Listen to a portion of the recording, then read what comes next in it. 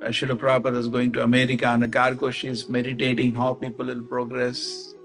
He is quoting the famous verse, Shanvatam Sakata Krishna Punya Shavana Kirtana Hridantu Se Bhadrani Vidhanoti So Satam Nashta Prayashu Bhadreshu Nityam Bhagavata Sevaya Bhagavati Uttama Shloke Bhakti Bhavati Naishtiki Tata Radustam Dhamava Kamaloba Desche Chete Ete Navitam Satam Satve Prasidati Evam Prasanna Manaso Bhagavad Bhakti Yogatah Bhagavad Tattva Vijnana Mukta Sankar Sachayate Vidyate Hridaya Ganti Chittate Sarva Samshaya Shiyanta Karmani Tishtaivatmani Ishvare. Try to remember these verses. Prabhupada said at the foundation.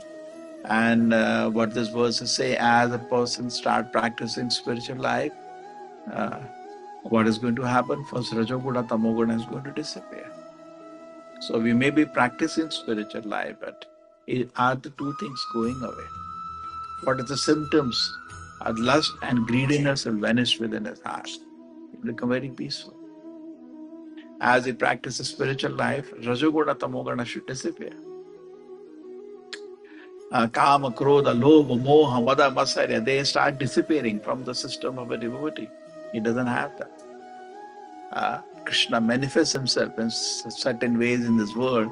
He manifests himself in the deities. He manifests himself in the holy name. He manifests himself in the scripture.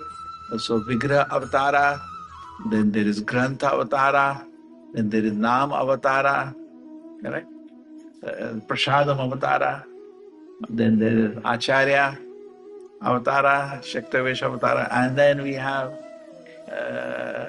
the devotees with us.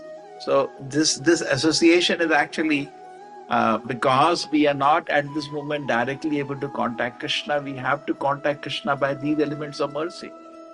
Even though they are seemingly material, they are actually spiritual.